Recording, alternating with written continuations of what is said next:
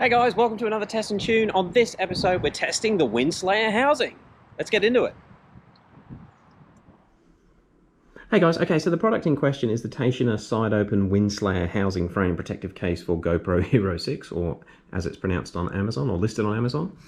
The reason I wanted to order one of these, we've been filming car videos for a number of years now, and getting exhaust noises or even any footage from the outside of the vehicle is near impossible once the vehicles are moving over 20 or 30 k's an hour, and it's purely just wind noise. Now, we did manage to get around that with the use of an external microphone. The one we use is the Rode Video Mic Mini. I think I'll flash up a picture of what we have been using, but the problem with that is, with the GoPros, you need to run an external mic adapter as well as an extra suction cup on the side of the car, and you end up with this cumbersome mess just to try and get some nice audio clips. So we're hoping this is going to do.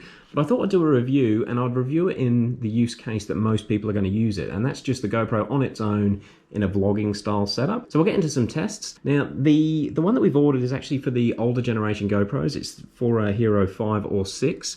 I'm going to use it on the 8 because that's what we've got here at the moment in 2020. And it does fit in there absolutely fine. I did test fit it before. It's not quite as tight as it would be on the older, larger frame GoPros, but she goes on there quite nice and snug. And in the test clips I just did a few seconds ago, once everything is mounted up to the mount, it actually grabbed it and there was no interference with the foam into the shot. So yeah, that's how we're going to test it. I'll cut to a clip of the side-by-side rig that I'm going to use for the two comparisons with the two Hero 8s. And yeah, again, just to confirm, both Hero 8s are set with the same settings to give a nice fair comparison to see what this really does. They are priced at around the $20 US mark. Yeah, I'll put a link if you want to grab one in the description below, but let's get into some tests. So this is the test rig that I'm going to use to compare the two cameras.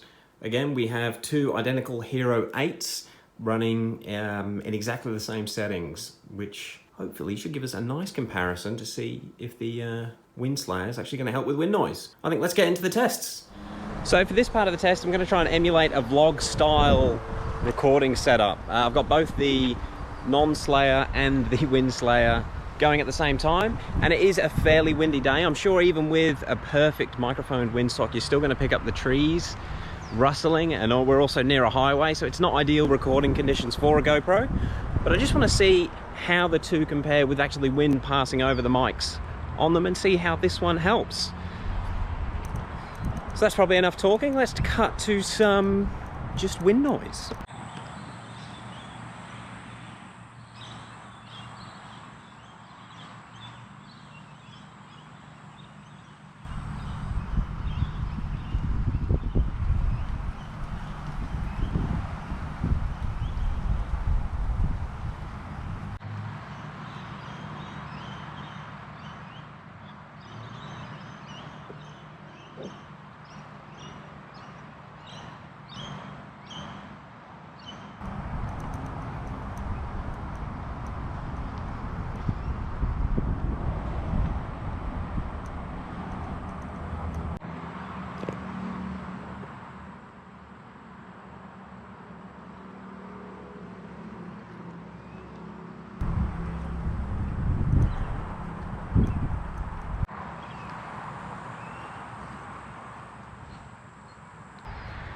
So unfortunately I haven't seen the results yet, but you guys have. The next section, we're going to put it to its ultimate paces. We're going to hold the GoPros out the sunroof of the vehicle while it's doing about 50 or 60 k's an hour. Now those sort of conditions are nearly impossible for the best microphones that you can get. Let's see what the Windslayer can really do.